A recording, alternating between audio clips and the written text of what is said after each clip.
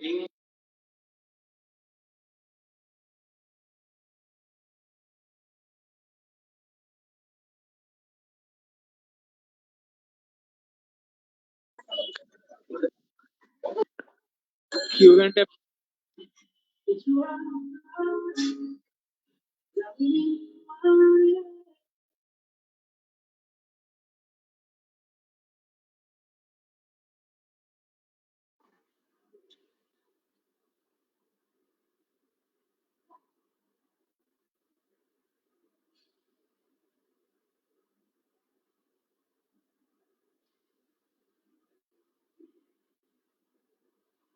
আমার মনে হয় আমরা শুরু করে দিতে পারি। 78 অডিয়েন্স অনেক বেশি, অনলাইনে গেলে আরো।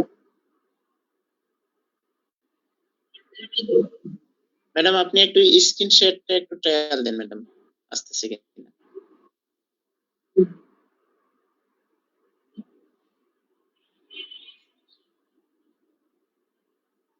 ঠিক আছে,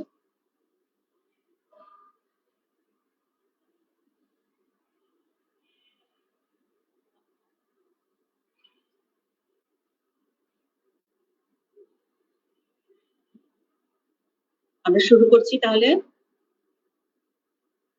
রেসপেক্টেড অডিয়েন্স এবং স্টুডেন্ট যারা আছে সবাইকে আসসালামু আলাইকুম।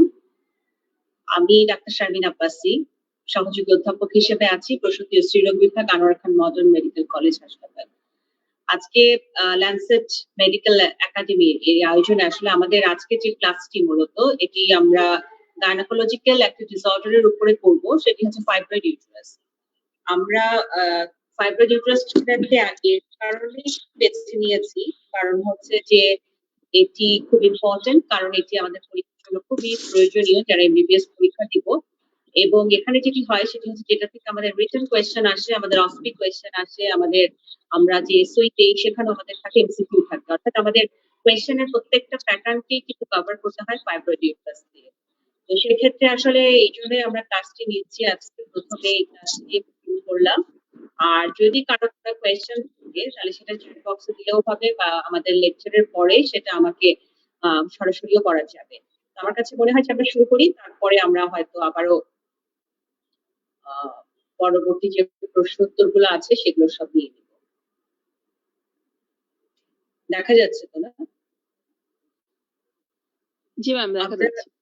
হ্যাঁ, আমরা শুরু করছি ফাইব্রয়েড ইউটেরাস। ইউজুয়ালি তো এটা ইউট্রাইন একটা ডিসঅর্ডার, এবং এটা পড়ার আগে আসলে আমাদেরকে মূলত যে জায়গাটিতে একটু জানতে হয় সেটি হচ্ছে যে আমরা আসলে ইউটেরাসের একটি অ্যাবনরমালিটি পড়ছি।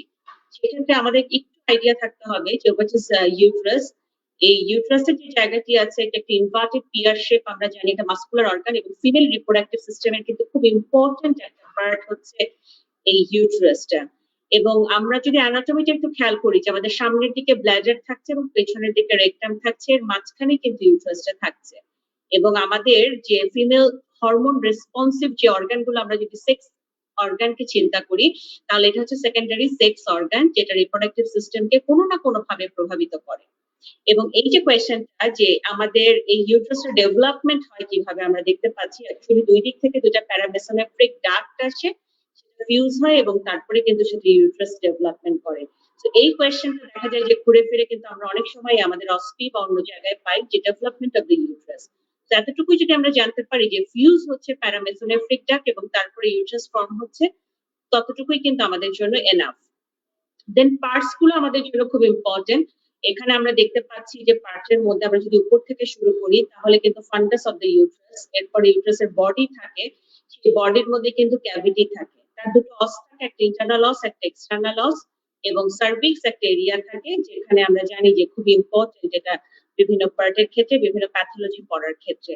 লেয়ারটা আমাদের সবারই জানা আছে, তার মধ্যে আমি জাস্ট একটু ইম্পর্টেন্স দিতে চাই যে এন্ডোমেট্রিয়াম, মায়োমেট্রিয়াম, পেরিমেট্রিয়াম আমরা জানি, কিন্তু অ্যাজ এ হোল যে ইউট্রাস এবং তার চারদিকে যে জায়গাগুলো আছে সেটাকে কিন্তু আমরা যেটাকে বলি সেটা হচ্ছে অ্যাজ এ হোল প্যারামেট্রিয়াম। এবং এর মধ্যে এক এক জায়গার ইম্পর্টেন্স এক এক রকম। যেমন এন্ডোমেট্রিয়ামটা আমরা জানি যে যখন মেনস্ট্রুয়াল সাইকেল হয় তখন কিন্তু স্লাফিং আউট হয়, স্লাফিং আউট হয়ে তখন কিন্তু এন্ডোমেট্রিয়াম দেখা যাচ্ছে যে তার যে কাজটি সেই কাজটি সে করছে, বা যখন আমাদের প্রেগন্যান্সির জায়গাটি তৈরি হয় সেখানেও কিন্তু এন্ডোমেট্রিয়ামের একটা বড় ভূমিকা। বায়োমেট্রিয়াম হচ্ছে আমাদের প্যাথোলজিক্যাল যে চেঞ্জ গুলো হয় ইউটেরাসে, সেক্ষেত্রে কিন্তু বায়োমেট্রিয়াম সবচেয়ে ইম্পর্টেন্স একটা ভূমিকা রাখে। এবং আমরা জানি যে ইউটেরাসের ২ ধরনের টিউমার, তার মধ্যে একটা ফাইব্রয়েড ইউটেরাস এবং আরেকটি হচ্ছে অ্যাডেনোমায়োসিস। এই বায়োমেট্রিয়াম সেটি কিন্তু অ্যাডেনোমায়োসিস তৈরি করার ক্ষেত্রে বড় একটা ভূমিকা পালন করে। আমরা যদি এখন ফাইব্রয়েড ইউটেরাসে ডিরেক্টলি আসি, এটা অনেক নামে আমরা চিনি। আমরা কেউ বলি মায়োমা, কেউ বলি লিওমায়োমা, কেউ বলি ফাইব্রোমায়োমা। এবং এটা most common benign tumour of the female.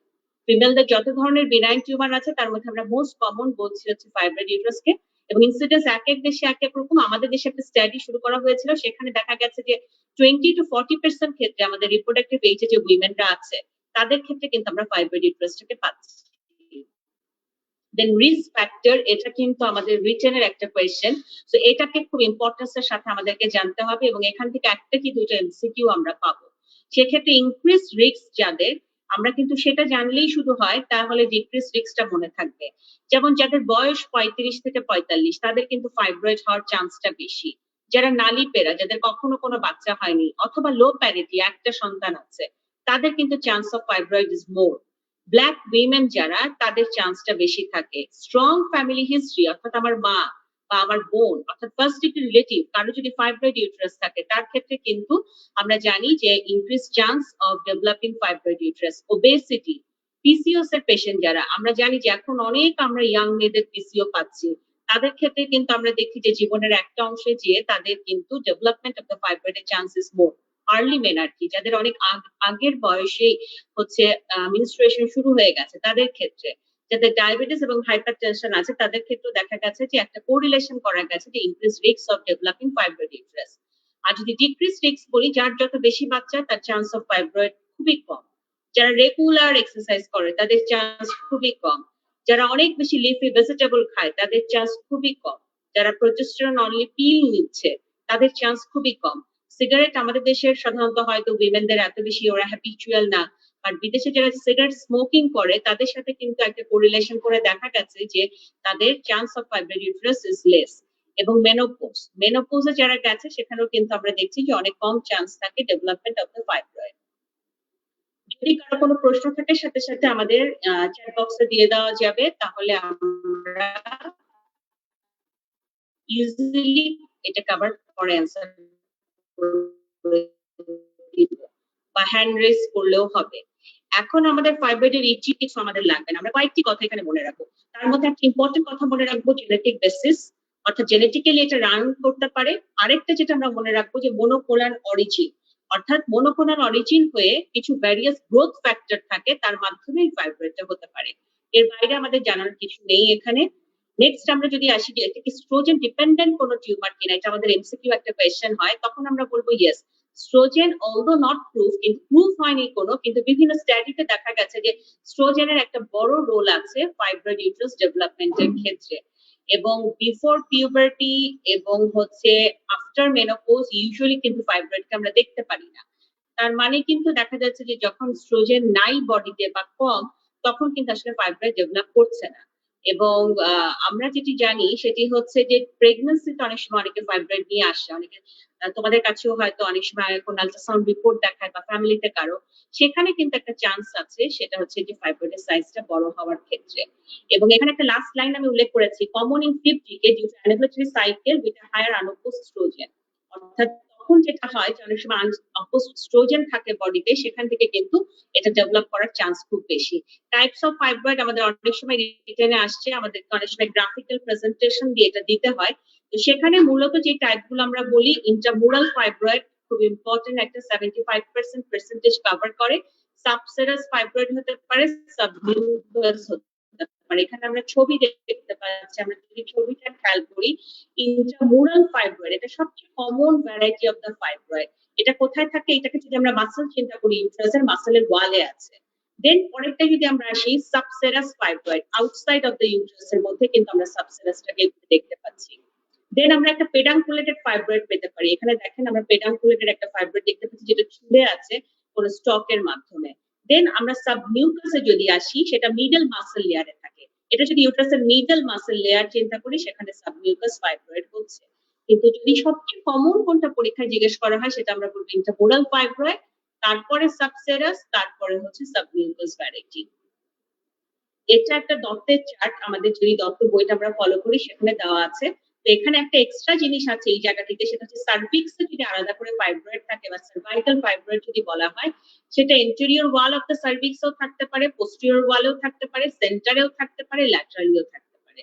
তো এটা হচ্ছে এক্সট্রা একটা জিনিস যেটা হয়তো আমরা বলতে পারি যে সার্ভিক্সে যদি এই ছবিটা চিন্তা করি, সার্ভিক্স তার সামনে, পেছনে অথবা মাঝখানে যে কোনো জায়গায় এই ফাইব্রয়েডটি থাকতে পারে। ফিগো ক্লাসিফিকেশন আপনাদের লাগবে না, শুধু এই ছবিটা শুধু যদি একটু খেয়াল করা যায়, অনেক সময় এমসিকিউ তে একটা ছবি থাকতে পারে অথবা অস্পিতে, এটা হচ্ছে ফিগো একটা ক্লাসিফিকেশন দেখিয়েছে যে কোন জায়গায় কি ফাইব্রয়েড, যেমন 0 1 2 3 4 করে একটা স্কোরিং করা আছে। একবার এটা চিন্তা করা হয়েছিল যে অস্পিতে এই প্রশ্নটা রাখা যায় কিনা, তখন চিন্তা করা হয়েছিল যে এটাকে কি বলা হয় সেটা চিন্তা করা হয়। তো তখন শুধু ওই অ্যান্সারটুকু লিখলেই হবে যে ফিগো ক্লাসিফিকেশন সিস্টেমে এটা একটা ক্লাসিফিকেশন অফ দ্য ফাইব্রয়েড, এর বাইরে আসলে কিছু আর লাগবে না। দেন আমরা যদি প্যাথোলজি চিন্তা করি, এটা কিন্তু মোটামুটি পরীক্ষায় যারা কেস করবে ফাইব্রয়েড তাদেরকে সবাইকেই জিজ্ঞেস করবে যে আমরা যদি ফাইব্রয়েডের একটা গ্রস অ্যাপিয়ারেন্স জানতে চাই তাহলে এটা কেমন হয়। তো আমরা যদি ছবিটা দেখার চেষ্টা করি, যেমন একটা ফাইব্রয়েড মাল্টিপল হতে পারে, আবার অনেক সময় সিঙ্গেল ফাইব্রয়েড থাকে, ডিসক্রিট পিঙ্কিশ হোয়াইট আমরা দেখতে পাচ্ছি, পিঙ্ক এবং হোয়াইট এর একটা কম্বিনেশন, একটা ক্যাপসুল মনে হচ্ছে এদিকে আছে, একটা ফার্ম ক্যাপসুল আমরা দেখতে পাচ্ছি, এবং এখানে একটা কি হয়, একটা ফলস ক্যাপসুলের মতো জিনিসটা তৈরি করে। এই প্রশ্নটা আমি অনেককেই করতে দেখেছি পরীক্ষার হলে, যে এই যে একটা ক্যাপসুলের কথা বলি আমরা ফাইব্রয়েডের, এটা কি আসলে ট্রু ক্যাপসুল না ফলস ক্যাপসুল, এই প্রশ্নটা আসে অনেক সময়। তখন বলতে হবে যে এটা সিউডো বা ফলস ক্যাপসুল তৈরি হয়। কেন তৈরি হয় এটা? কারণ হচ্ছে কম্প্রেশন অফ দ্য মায়োমেট্রিয়াম, বায়োমেট্রিয়ামটা কম্প্রেসড হয়ে একটা লুক নেয় যে আমি একটা ক্যাপসুল, কিন্তু আসলে আমি রিয়েল ক্যাপসুল না। সেইভাবে কিন্তু আসলে দেখা যায় যে সে একটা ফলস ক্যাপসুল তৈরি করে। এখানে যদি আমরা ছবিটা দেখতে পাই, খুব সুন্দর, বায়োমাটা কম্প্রেস হয়ে গেছে, সেক্ষেত্রে এই সাইডে একটা ক্যাপসুলের অ্যাপিয়ারেন্স নিয়েছে, যেটাকে বলা হয় সিউডো ক্যাপসুল। এই ছবিটাও যদি আমরা একটু মনের মধ্যে রাখি তাহলেও কিন্তু আমাদের জন্য ইজি হবে পরীক্ষার সময় অ্যান্সার করা। দেন এখানে যদি মাইক্রোস্কোপিক্যাল ভিউটা হয়, এটা একটা সময় আমাদের রিটেনে আসছিল, যেখানে লেখা ছিল যে মাইক্রোস্কোপি যদি করা হয় একটা ফাইব্রয়েড ইউটেরাসের আমরা আসলে কি পেতে পারি। মাইক্রোস্কোপি যদি করা হয়, এখানে খুব স্মুথ করে দেখা যাচ্ছে যে স্মুথ মাসেলের অনেকগুলো লেয়ার পাচ্ছি, সেটা হচ্ছে নন স্ট্রেট স্মুথ মাসেল লেয়ার, এবং এরা কেমন থাকে, একটা ইন্টারলেসিং ব্যান্ডিং করে থাকে, বান্ডেল আকারে কিন্তু দেখতে পাচ্ছি যে আমরা যদি ছবিটাকে খেয়াল করি, খুব সুন্দর একটা ছবি। এবং এরা কি হয়, এই লাইনটা is very important, hold appearance. পরীক্ষায় এটা জিজ্ঞেস করা হয় যে বিভিন্ন দিক থেকে ডিফারেন্ট ডিরেকশনে আমাদের যে মাসলটা আসতেছে, এই মাসলটা আসলে কি ধরনের একটা অ্যাপিয়ারেন্স দিচ্ছে, যেটাকে বলা হয় হোল্ড অ্যাপিয়ারেন্স, এবং এখানে কেমন থাকে different type of connective tissue. তাহলে পরীক্ষায় যদি জিজ্ঞেস করে, খুব সহজ কথায় উত্তর হচ্ছে স্মুথ মাসল সেল থাকে, এরা ডিফারেন্ট ডিরেকশনে থাকে এবং এরা একটা হোল্ড অ্যাপিয়ারেন্স নিয়ে থাকে, এবং যার ফলে আমরা জানি যে এখানে different type of connective tissue থাকছে। নেক্সট হচ্ছে ফেজেস অফ ফাইব্রয়েড, এটা বইয়ে নাই কিন্তু এটা আমি একটু জানায় রাখতে চাই। এটা আমরা দেখেছি যে ইন্ডিয়া বা অন্যান্য দেশের স্টুডেন্টদেরকে পড়ানো হয়। সাধারণত যেটা হয় যে কোলাজেন ম্যাট্রিক্স এর পরিমাণ কত থাকে, অর্থাৎ ফাইব্রয়েডের হিস্টোপ্যাথোলজিতে কোলাজেনের পরিমাণ কতটুকু বা ম্যাট্রিক্স পরিমাণ, যদি আমি সহজ কথায় বলি কানেকটিভ টিস্যুর পরিমাণটা কতটুকু, তার উপর ডিপেন্ড করে ফেজ 1 2 3 4 করা হয়। যার কিছুই নাই, কোলাজেন 1 2 মানে less than 10%, 3 মানে 10 to 50%, 4 মানে more than 50%। আমি ইচ্ছা করে স্লাইডটা দিয়েছি কারণ হচ্ছে যে যদি অন্য কান্ট্রিরা জানে আমরা কেন জানবো না। অনেকে আছে এমআরসিওজি পরীক্ষা দেয়, ইন্ডিয়ান অনেকগুলো এক্সাম দেয়, বোর্ড এক্সাম, তখন এই জিনিসটা খুব পরীক্ষায় আসে, তাই জাস্ট একটু আমি দিয়ে রাখলাম এটা।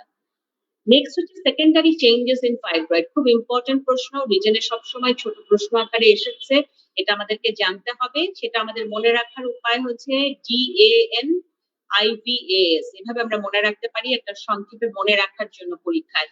Degeneration, atrophy, necrosis, infection, vascular change and sarcomatous change. প্রত্যেককে এই প্রশ্নটার উত্তর জানতে হবে যে কি কি সেকেন্ডারি চেঞ্জ হয় ফাইব্রয়েডে। ডিজেনারেশন খুব ইম্পর্টেন্ট পরীক্ষার জন্য। অ্যাট্রফি, কোনো ইউটেরাসের ফাইব্রয়েড যখন মেনোপজে চলে যায় কেউ, তার অ্যাট্রফি হয়, অনেক সময় ওষুধের মাধ্যমে আমরা অ্যাট্রফি করে থাকি। নেক্রোসিস হয় কোনো সময় তার ভিতরে ইনফেকশন হয়, কোনো সময় ভাস্কুলার চেঞ্জ হয়ে ভাস্কুলারিটি এত বেশি বেড়ে যায় যে অনেক ব্লিডিং করে, এবং খুব রেয়ার কিন্তু এই চেঞ্জটাও মাঝে মাঝে পাওয়া যায়, দ্যাট ইজ দ্য সার্কোমাইটাস চেঞ্জ। আমাদের মেইন প্রশ্ন যেখান থেকে আসে, that is the degeneration of the fibroid. Degeneration of the fibroid আমরা যদি একটা ছবি দেখতে পাই এখানে যে ডিজেনারেশন হয়ে পুরো ফাইব্রয়েডের চেহারাই কিন্তু চেঞ্জ হয়ে যায়। এটা কোনটা ইউট্রাস কোনটা ফাইব্রয়েড কোনো কিছুই কিন্তু বোঝা যাচ্ছে না। হিউজ ইউট্রাইন ফাইব্রয়েডে এক ধরনের ডিজেনারেটিভ চেঞ্জ হয়েছে, চেঞ্জ হয়ে কিন্তু এই প্রবলেমটি তৈরি হয়েছে। এবং এই ডিজেনারেটিভ চেঞ্জ কি টাইপ এটা কিন্তু মোটামুটি পরীক্ষায় সবাই ফেস করবো এই প্রশ্নটা আমরা, এবং আমাদের এসওই তে থাকে এই প্রশ্নটা। সেখানে আমরা দেখতে পাই যে হাইলিন ডিজেনারেশন হয়, সিস্টিক ডিজেনারেশন হয়, কোথাও কোথাও ক্যালসিফিকেশন হচ্ছে, ফ্যাটি ডিজেনারেশন কোথাও কোথাও পাই, red degeneration very important, short note আসেই ঘুরে ফিরে 1 বছর পর পর। সাধারণত প্রেগনেন্ট উইমেন যারা তাদের যদি ফাইব্রয়েড ইউটেরাস থাকে আমরা কিন্তু এই রেড ডিজেনারেশনটা পাই। এবং sometimes we get the septic degeneration, আমরা এর আগে ইনফেকশনের কথা বলছিলাম, সেখান থেকে সেটা ডিজেনারেটিভ চেঞ্জে এক ধরনের সেপটিক ডিজেনারেশন করে। হাইলিন ডিজেনারেশনের খুব সুন্দর একটা ছবি আমরা দেখতে পাচ্ছি। এখানে যে জিনিসটি জানতে হয় সেটা হচ্ছে এটায় ভাস্কুলারিটি খুব কম থাকে যখন হাইলিন ডিজেনারেশনের চেঞ্জটি হয়। আমরা হাইলিন চেঞ্জ পাবো মাসেল এবং বান্ডেলে যদি আমরা একটা ক্রস সেকশনাল করি। দেন সিস্টিক যে ডিজেনারেশন, এখানে ছবিটা খুব ইম্পর্টেন্ট, এখানে সিস্ট থেকে পানি বের হচ্ছে। এইখানে চিন্তাই করা যায় কেমন অ্যাপিয়ারেন্সটা একটা ফাইব্রয়েড ইউটেরাসের ভিতরে সিস্টিক চেঞ্জ হয়ে এরকম প্রবলেম করতে পারে বা এরকম ছোট ছোট পকেট আকারে সিস্ট হতে পারে। এবং এখানে দেখেন আমি কিন্তু খুব ইম্পর্টেন্ট দুটো জায়গা লিখেছি যে সিস্টিক ডিজেনারেশন, যেমন এই ছবিটা আমরা নাও বুঝতে পারি যদি আমাদের পড়া না থাকে বা ছবিটা দেখা না থাকে, we can make it confusion with the ovarian cyst, sometimes with the pregnancy. যেমন এখান থেকে পানি বের হচ্ছে, অনেকে মনে করতে পারে যে আমরা ইউটারাস যখন কাটি, সিজারিয়ান সেকশন ডেলিভারি আপনারা দেখছেন, সেখানে কিন্তু যখন ইউটারাসটা কাটা হয় তখন কিন্তু দেখা যায় যে ওখান থেকে অ্যামনিওটিক ফ্লুইড বের হয়, যার ফলে it may be confused with the ovarian cyst and the pregnancy. তো এটা আমাদেরকে একটু ছবিটা মনে রাখতে হবে। নেক্সট ফ্যাটি ডিজেনারেশন, আমরা এই যে এরকম করে ইয়ারলি ফ্যাট ডিপোজিট যদি হয় সেখান থেকে কিন্তু এক ধরনের ফ্যাট গ্লোবিউলস, সেটা কিন্তু একটা ফ্যাটি ডিজেনারেশন করে। দেন ক্যালসিফিক ডিজেনারেশন, এটা যে খুব কম পাই আমরা তা নয়, প্লাস 10% এর মতো আমরা কিন্তু ফাইব্রয়েড ইউটেরাসে ক্যালসিফিক ডিজেনারেশনটা পাচ্ছি।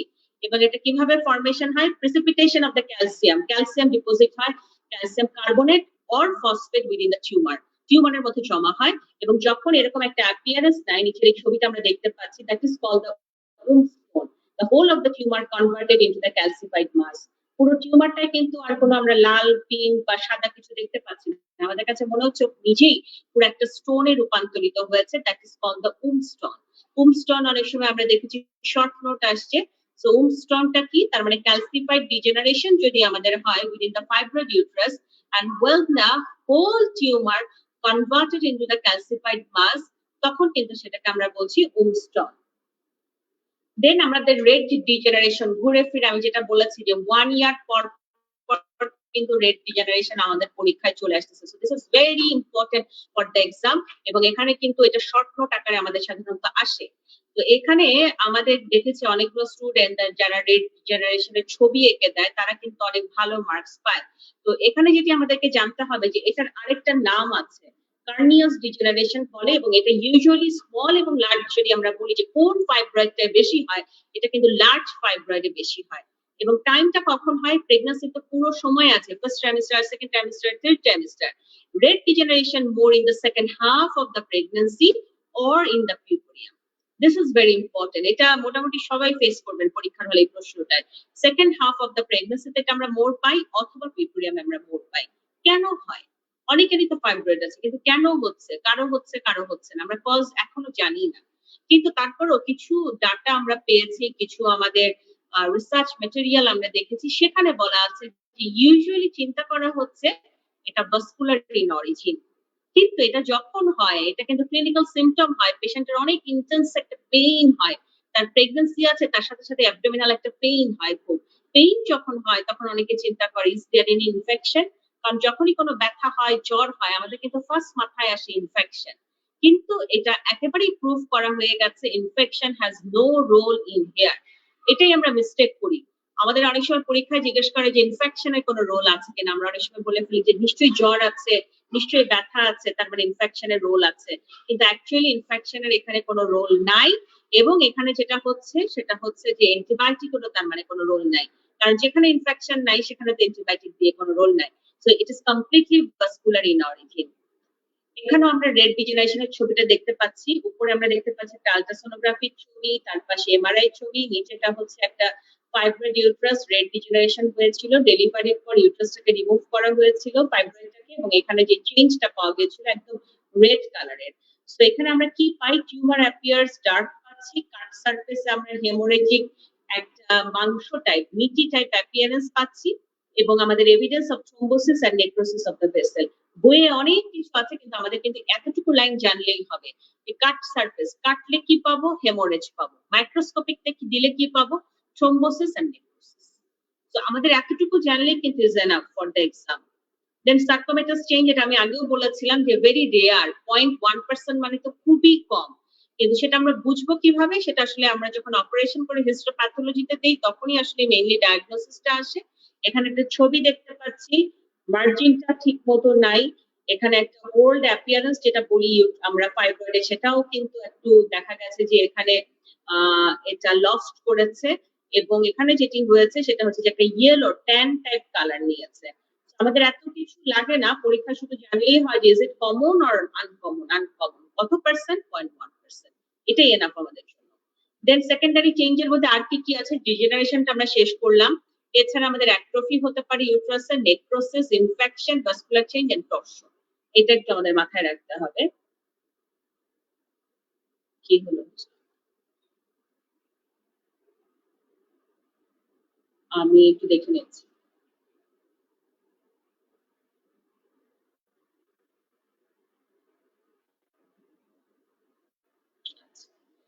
এরপরে আমাদের আরেকটা প্রবলেম আমরা যেটা জানি সেটা হচ্ছে সিউডোমিক্স সিনড্রোম। এটা অনেক সময় শর্ট নোটে আসছে। এটা বলা হয় যে পেলভিসে যদি কোনো টিউমার থাকে এবং সেটা সিস্টিক হতে পারে, সেটা ফাইব্রয়েড ইউট্রাস হতে পারে, তার সাথে ascites and pleural effusion, that is the pseudo Meigs syndrome. এই টার্মটা আমাদেরকে জানতে হবে। তার মানে ফাইব্রয়েড ইউট্রাস তার সাথে অ্যাসাইটিস এবং প্লুরাল ইফিউশন যদি হয় সেটাকে আমরা বলছি সিউডোমিক্স সিনড্রোম। অ্যাসোসিয়েটেড কি কি চেঞ্জ পাই পেলভিক অর্গানে? Very important 3 star 4 star question একটা for the viva question. Fallopian টিউবে আমরা আসলে কি প্রবলেম পেতে পারি? টিউবের কর্ণ যেখানে, সেখানে যদি কোনো কারণে একটা ছোট্ট ফাইব্রয়েড বসে থাকে তাহলে কিন্তু টিউবটা ব্লক হয়ে যাবে। সো ফ্রিকোয়েন্ট টিউবাল ইনফেকশন হয় অথবা টিউব ব্লক আমরা পেতে পারি।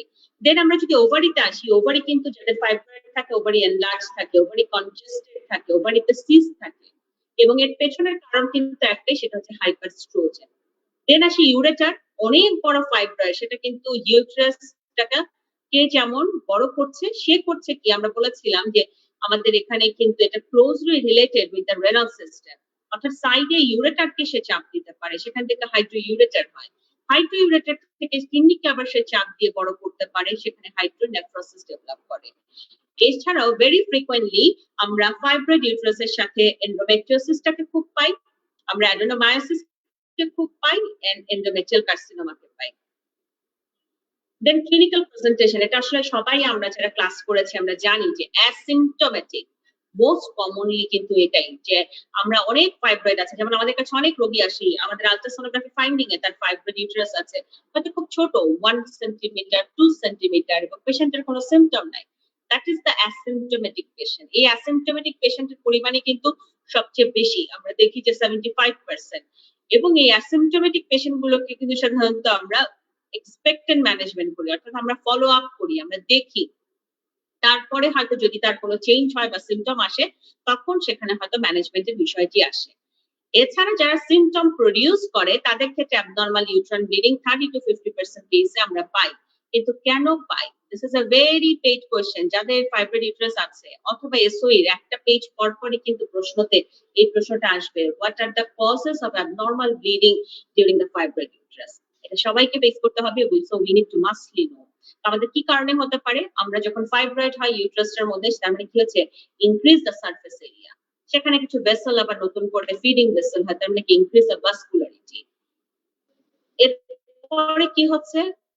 Thinning and ulceration of the overlying myometrium. Myometrium যেটা থাকে সেটা থিন হয়, কিন্তু এন্ডোমেট্রিয়াম যেটা থাকে সেটা কিন্তু আবার হাইপারপ্লেসিয়া হচ্ছে। ভেনাস অবস্ট্রাকশন হতে পারে, ইন্টারফেয়ার উইথ দ্য কন্ট্রাকশন। যখন একটা ফরেন বডি কোনো কিছুর ভিতরে থাকবে, ইউট্রাস যেভাবে কন্ট্রাক্ট করার কথা সে কিন্তু কন্ট্রাক্ট করতে পারে না।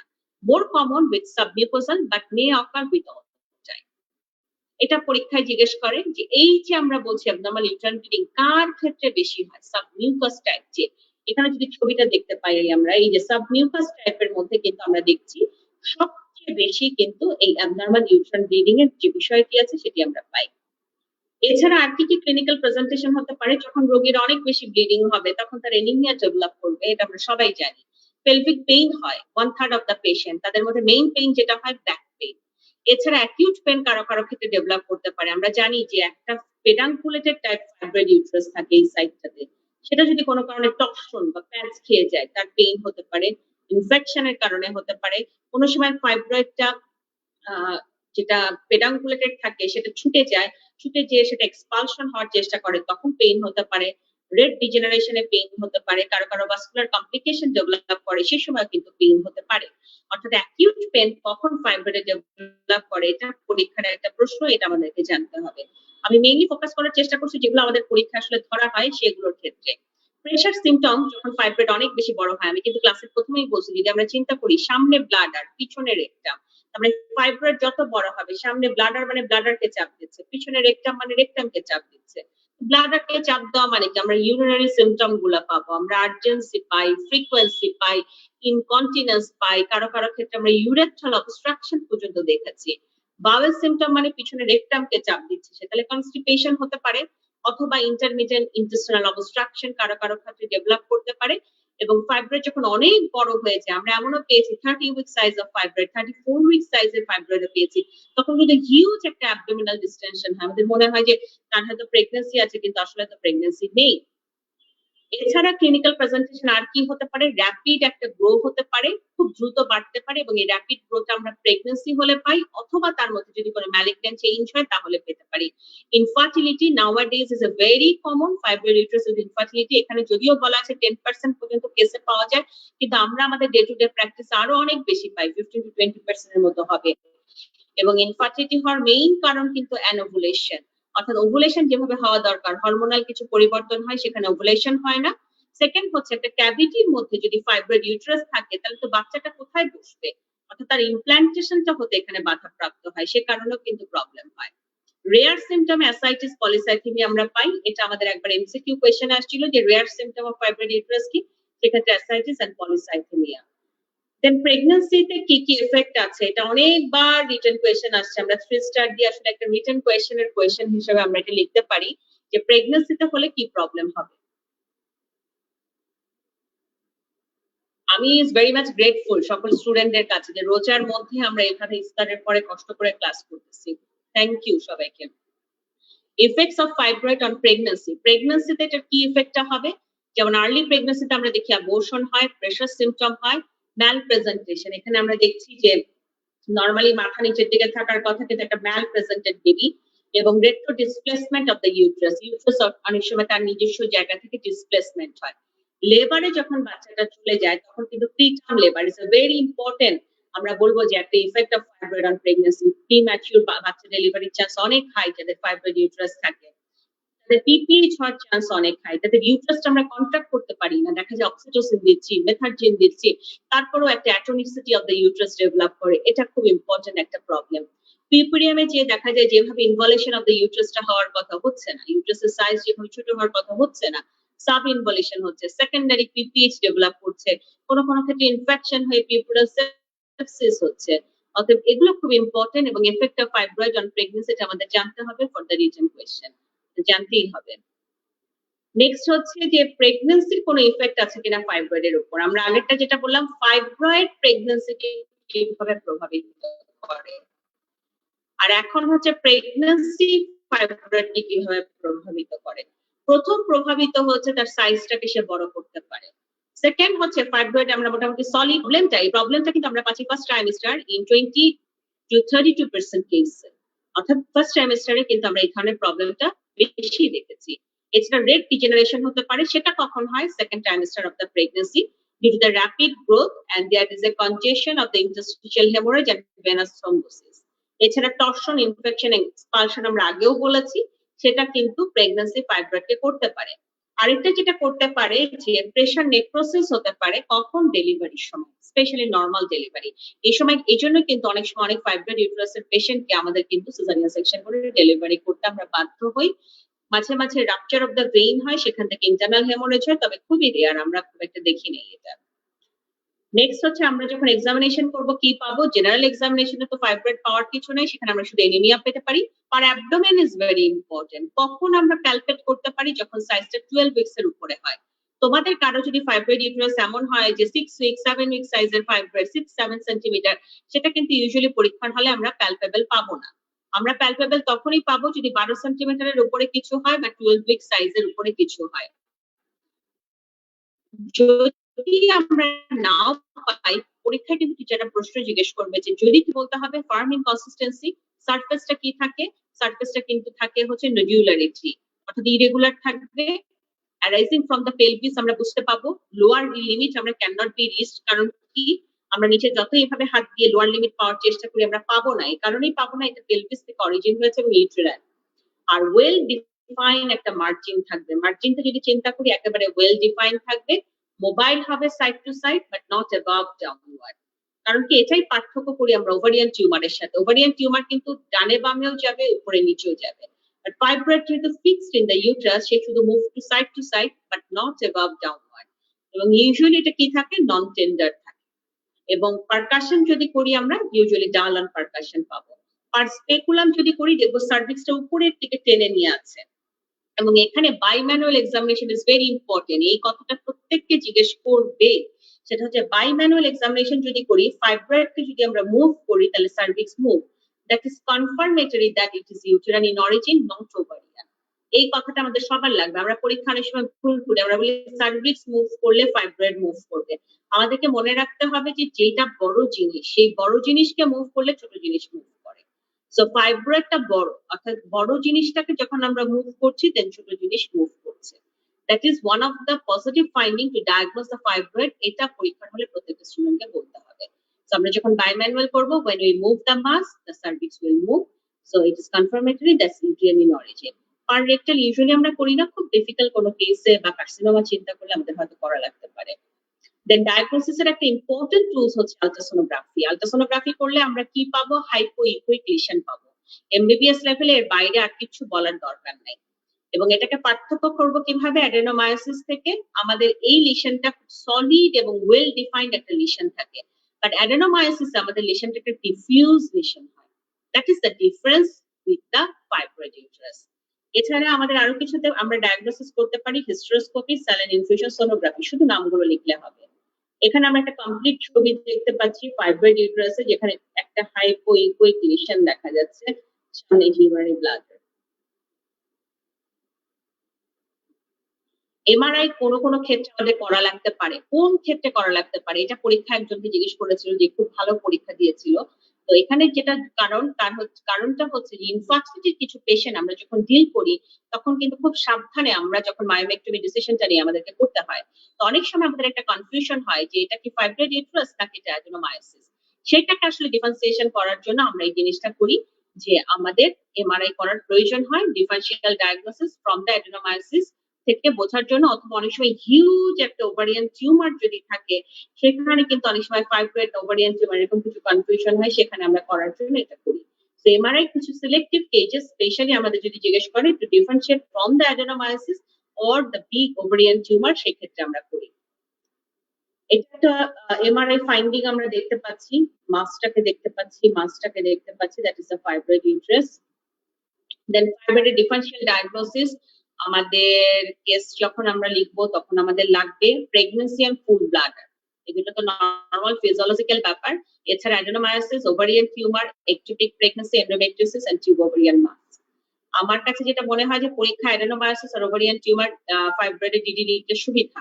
অ্যাডেনোমায়োসিস কেন সুবিধা, কারণ অ্যাডেনোমায়োসিসে তার প্রচন্ড ডিসমেনোরিয়া হবে, ডিসপেরোনিয়া হবে, যেটা ফাইব্রয়েডে অত বেশি থাকবে না, অ্যাডেনোমায়োসিস অনেক বেশি থাকবে। ওভারিয়ান টিউমার বলে সুবিধা এই কারণেই যে ওখানে তো এক্সেসিভ পিভি ব্লিডিংটা হবে না, এবং ফাইন্ডিং এর যে পার্থক্যটা, ইউটেরাইন ইন অরিজিন, তারপরে আমাদের সাইড টু সাইড মুভমেন্ট, এই জিনিসগুলো দিয়ে কিন্তু ওভারিয়ান টিউমার থেকে পার্থক্য করা যায়। তাই আমরা যখন কেস দিব তখন অ্যাডেনোমায়োসিস আর ওভারিয়ান টিউমার এই দুটো পার্থক্য দিলে কিন্তু আমাদের জন্য ভালো হয়। দেন আমরা আসি ম্যানেজমেন্টে। আমরা অনেকগুলো ভাগে ভাগ করতে পারি, একটা হচ্ছে এক্সপেক্টেন্ট ম্যানেজমেন্ট, একটা মেডিকেল ম্যানেজমেন্ট, একটা সার্জিক্যাল ম্যানেজমেন্ট। এক্সপেক্টেন্ট ম্যানেজমেন্ট আসলে আমরা তাদেরকে করতে পারি, যেটা আমি প্রথমেই বলেছিলাম যে যারা অ্যাসিম্পটোমেটিক কেস তাদেরকে কিন্তু আমরা এক্সপেক্টেন্ট ম্যানেজমেন্ট করতে পারি, এবং সেক্ষেত্রে একটা কথা খুব স্পষ্ট করে বলা আছে যে সাইজ যদি 12 উইকস এর কম হয়, অথবা তার এই মুহূর্তে মেনোপোজে সে চলে যাবে এমন একটা অবস্থায় আছে, অথবা আমার এই পেশেন্টটা ফলো আপে রেগুলার আসতে পারবে। বিকজ এক্সপেক্টেন্ট ম্যানেজমেন্টের কিন্তু পূর্ব শর্তই এটা যে patient can come to us with the follow up sheet. Follow আপে যদি কোনো পেশেন্ট না আসতে পারে, তাকে কিন্তু এক্সপেক্টেন্ট ম্যানেজমেন্ট করে আমাদের লাভ হবে না, কারণ পরে সে কমপ্লিকেশন নিয়ে আসবে। আমরা এরকম অনেক রোগী পেয়েছি, আমরা কাউন্সেলিং করেছি, বুঝিয়ে দিয়েছি যে আপনাকে কিন্তু আসতেই হবে, কিন্তু তারপরেও দেখা গেছে যে পেশেন্ট ফলো আপে প্রপার আসতে পারে না। অতএব যারা ফলো আপ করতে পারবে, যারা 12 উইকস এর নিচের সাইজে আছে ইউট্রাসের ফাইব্রয়েড নিয়ে, তাদেরকে আমরা সিম্পটোমেটিক কেসগুলোকে আমরা এক্সপেক্টেন্ট ম্যানেজমেন্ট দিব, এবং এদেরকে রেগুলার ফলো আপ দরকার হয় 6 মান্থলি। এদের রুটিন একটা পেলভিক এক্সামিনেশনের দরকার হয়, এবং অনেক সময় আমাদেরকে একটা আলট্রাসোনোগ্রাফি করে দেখতে হয় যে সাইজটা বড় হয়েছে না কমেছে। দেন আমরা যদি মেডিকেল ম্যানেজমেন্টে আসি, এখানে কাদেরকে আমরা মেডিকেল ম্যানেজমেন্ট দিই? প্রথম কথা জানতে হবে যে মেডিকেল ম্যানেজমেন্টটা কিন্তু আমরা সিমটমস গুলোকে রিলিভ করার জন্য দিচ্ছি। সাধারণত ইয়াং উইমেন যারা, তাদেরকে আমরা মেডিকেল ম্যানেজমেন্ট দিই সিমটম রিলিফের জন্য। আমরা বলি যদি পেইন হয় তাহলে আমরা এসআইডি দেই, ব্লিডিং যদি হয় আমরা ট্রানিক্সামিক অ্যাসিড দেই, এবং আমরা যেটি করি যে এই মেডিকেল ম্যানেজমেন্টের একটা উদ্দেশ্য থাকে যে ব্লিডিংটাকে কমানো, অথবা কোনো ফাইব্রয়েডের সাইজ অনেক বড়, আমি অপারেশনে যাব, তার আগে সাইজটাকে আমরা একটু ছোট করে নিলাম, অথবা যে কথাটা আমি বললাম যে একজন মহিলা মেনোপোজের দিকে চলে যাবেন, অর্থাৎ উনি মেনোপোজে চলে যাওয়ার পর যেন ওনার আর অপারেশনটি হয়তো অ্যাভয়েড করা যেতে পারে, তখন কিন্তু আমরা মেডিকেল ম্যানেজমেন্ট দিচ্ছি। কি কি ড্রাগ ইউজ করি, এটা আমাদেরকে রিটার্নের প্রশ্নের জন্য লাগবে। নামগুলো যদি আমরা একটু মনে রাখার চেষ্টা করি, প্রোজেস্টেরন দেওয়া হয়, এন্টি প্রোজেস্টেরন বা মিফেপ্রিস্টন দেওয়া হয়, অ্যান্ড্রোজেনের মধ্যে গ্যানাচল এন্ড জেস্ট্রিনিয়ন দেওয়া হয়। জিএনআরএইচ অ্যানালগ আমরা ইউজ করি, maybe agonist or antagonist, oral contraceptive pill. আমরা অনেক সময় prostaglandin synthesis inhibitor and selective progesterone receptor modulator, এই কয়টা জিনিস কিন্তু আমরা ইউজ করি। এই নামগুলো আমাদের লাগবে, কারণ এই প্রশ্নটা আমাদের রিটেনের কোয়েশ্চেনে আসে যে মেডিকেল ম্যানেজমেন্টে আমরা কোন কোন ড্রাগ ইউজ করি। জিএনআরএইচ অ্যানালগ সম্পর্কে একটু জানতে হবে। এটার অ্যাডভান্টেজটা কি? এটার অ্যাডভান্টেজটা হচ্ছে এটা মায়োমার সাইজ যেটা থাকে 20 to 50% ক্ষেত্রে কিন্তু ছোট করে, ব্লিডিংটাকে কমায়, ব্লাড লসটাকে কমায়, এবং এটা যে পেশেন্টের হিস্টেরেক্টমি প্রয়োজন হতে পারে সেটা থেকে তাকে অ্যাভয়েড করতে পারে। হয়তো দেখা যায় যে আমরা সিম্পল মায়োমেক্টমি করলাম এবং পেশেন্টের ইউট্রাসটাকে আমরা রক্ষা করতে পারলাম। সো জিএনআরএইচ অ্যানালগের কিন্তু অ্যাডভান্টেজ অনেক, ডিসঅ্যাডভান্টেজ হচ্ছে যেটা দাম অনেক বেশি, বাংলাদেশের অনেক রোগী কিন্তু এটা কিনতে পারবে না। আরেকটি বড় সমস্যা সেটি হচ্ছে হাইপোস্ট্রোজেন, একদম পেশেন্টকে মেনোপোজাল একটা পেশেন্ট করে তোলে। একটা ইয়াং মেয়ে, আমি তার ফাইব্রয়েড অনেক বড়, তাকে ছোট করার জন্য জিএনআরএইচ অ্যানালগ দিলে সে কিন্তু মোটামুটি দেখা যাচ্ছে যে আমার মেনোপোজে আমার মা খালারা যেরকম একটা পেশেন্টের পরিণত হয়, অথবা ফিজিওলজিক্যাল চেঞ্জে যে সমস্যাটি হয় সেরকম একটা অবস্থায় তারা থাকে। আর জিএনআরএইচ অ্যান্টাগনিস্ট আগে বাজারে পাওয়া যেত না, এখন পাওয়া যাচ্ছে, সেটাও কিন্তু এই একইভাবে কাজ করে। আমরা সেটা দিয়েও কিন্তু আমরা ইউট্রাসের ফাইব্রয়েডের সাইজকে ছোট করতে পারি, ব্লিডিংকে ছোট করতে পারি, ভলিউমকে ছোট করতে পারি। আর সিলেক্টিভ এস্ট্রোজেন রিসেপ্টর মডিউলেটর র্যালক্সিফেন, এটা একটা নতুন ড্রাগ, এটা একবার এমসিকিউতে আসছিল র্যালক্সিফেন নামটা দিয়ে, যে এটা কি ধরনের ড্রাগস। এটা হচ্ছে একটা medical newer therapy, selected estrogen receptor modulator. Mifepristone দেওয়া হতো আগে, কিন্তু এখন খুব একটা এটা ইউজ করা হয় না। অ্যারোমাটিস ইনহিবিটর লেট্রোজোল আমরা কারো কারো ক্ষেত্রে দেখা যায় যে ক্যালসিয়ামের সাথে কম্বিনেশন করে, লেট্রোজোল ক্যালসিয়াম প্রোজেস্টেরন এই তিনটা কম্বিনেশন করে কিছু ওয়ার্ল্ড ওয়াইড ডাটা দেখা গেছে যারা ফাইব্রয়েডের সাইজটাকে ছোট করে। এছাড়া একটা নিউয়ার ড্রাগ এখন আমাদের বাংলাদেশে পাওয়া যায়, দ্যাট ইজ দ্য ইউলিরয়েড, অর্থাৎ ইউলিপ্রিস্টল অ্যাসিটেট। এটা আগে একটা হতো ইমার্জেন্সি কন্ট্রাসেপশন হিসেবে ব্যবহার করা হতো, কিন্তু এখন আমরা দেখছি যে 2 মাস 3 মাস একটা পেশেন্টকে রেগুলার প্রতিদিন খেতে দিয়ে ইউলিপ্রিস্টল অ্যাসিটেট, এটাও কিন্তু অ্যাজ এ নিউয়ার ড্রাগ ফাইব্রয়েডের সাইজটাকে ছোট করছে। তবে এটা দেওয়ার আগে আমাদের যে পূর্ব শর্তটি মানতে হয় সেটি হচ্ছে যে তার লিভার ফাংশন টেস্টটা করে দেখতে হয়। যদি তার লিভার ভালো থাকে, লিভারের এনজাইম গুলো ভালো থাকে, then we can prescribe a patient with the ulipristal acetate. আমরা অনেক পেশেন্টকে দিয়েছি এবং আমরা খুব ভালো একটা এফেক্ট পেয়েছি।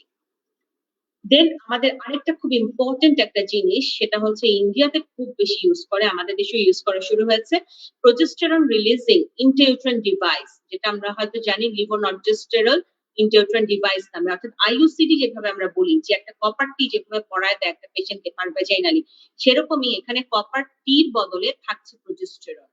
এই প্রোজেস্টেরনটার নাম হচ্ছে লিভোনর্জেস্টেরন। সেটা দিলে সে কি হচ্ছে, যাদের মেনোরেজিয়া আছে সেটা ভালো হয়ে যাচ্ছে। এখানে যে প্রোজেস্টেরনটা থাকে সেই প্রোজেস্টেরনটা 20 মাইক্রোগ্রাম করে প্রতিদিন অল্প অল্প করে রিলিজ হয়। সে কিন্তু ফাইব্রয়েডের সাইজকে 6 থেকে 12 মাসের মধ্যে একদম কমায় ফেলতেছে। এবং আমরা দেখতেছি যে যারা সাধারণত ইয়াং এইজে আছে, যাদের একটা বাচ্চা আছে তারপরে ফাইব্রয়েড আরেকটা বাচ্চা নেবে, তার মাঝখানে গ্যাপ নেবে এবং তার কন্ট্রাসেপশনও প্রয়োজন, এই ধরনের রোগীগুলোর জন্য this is a very much effective একটা ড্রাগ, খুব ভালো। অতএব সেই জায়গাগুলো যদি ইন্ডিকেশন এটা ফলো করে যে আমার দেওয়া যেতে পারে, তখন তাদের ক্ষেত্রে কিন্তু আমরা প্রোজেস্টেরন রিলিজিং ইন্টারট্রান ডিভাইসটা দিব। দেন আমরা আসি সার্জিক্যাল ম্যানেজমেন্ট। তাহলে মেডিকেল ম্যানেজমেন্টটাকে যদি আমরা আরেকবার রিভিউ করি, আমরা একটা এক্সপেক্টেন্ট ম্যানেজমেন্ট, দেন মেডিকেল ম্যানেজমেন্টে মেইনলি আমাদের যে ড্রাগগুলো ইউজ করা হয় তার মধ্যে আমরা প্রোজেস্টেরনটাকে দেখলাম, জিএনআরএইচ অ্যানালগকে দেখলাম, অ্যান্ড্রোজেনের মধ্যে আমরা দেখলাম হচ্ছে ড্যানাজল জাতীয় যে ওষুধগুলো আছে সেগুলো কাজ করে।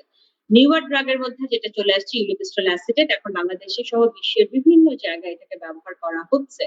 এবং নতুন ড্রাগস এর মধ্যে আমরা দেখেছি selective estrogen receptor modulators and selective progesterone receptor modulator, এরাও কিন্তু নানানভাবে দেখা যাচ্ছে হেল্প করছে ফাইব্রয়েডের ট্রিটমেন্টে। দেন আমরা আসবো সার্জিক্যাল ম্যানেজমেন্ট। দুরকম ম্যানেজমেন্ট হয়, একটা হচ্ছে শুধু ইউট্রাসের থেকে ফাইব্রয়েডটাকে সরাইয়া দেব, দ্যাট ইজ দ্য মায়োমেক্টমি।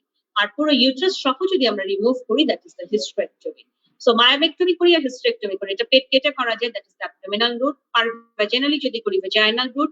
আমরা যদি এটা দেখা যাচ্ছে যে ল্যাপ্রোস্কোপিক্যালি করি সেটাও করা যায়, হিস্টেরোস্কোপিক্যালিও কিন্তু মায়োমেক্টমি করা যায়। বাট হিস্টেরেক্টমি করতে গেলে ল্যাপ্রোস্কোপি করবে, এখানে হিস্টেরোস্কোপির কোনো রোল নাই। সো এইভাবে যদি আমরা পয়েন্টটা দিয়ে দেই সার্জিক্যাল ম্যানেজমেন্ট আসে, তাহলে কিন্তু আমাদের নাম্বারটা অনেক বেড়ে যাবে। যে হিস্টেরেক্টমি ইট মে বি অ্যাবডোমিনাল, ইট মে বি ভ্যাজাইনাল। এছাড়া আমাদের ল্যাপ্রোস্কোপি করলে টোটাল ল্যাপ্রোস্কোপিক হিস্টেরেক্টমি, অথবা হচ্ছে এলএভিএইচ laparoscopy assisted vaginal hysterectomy.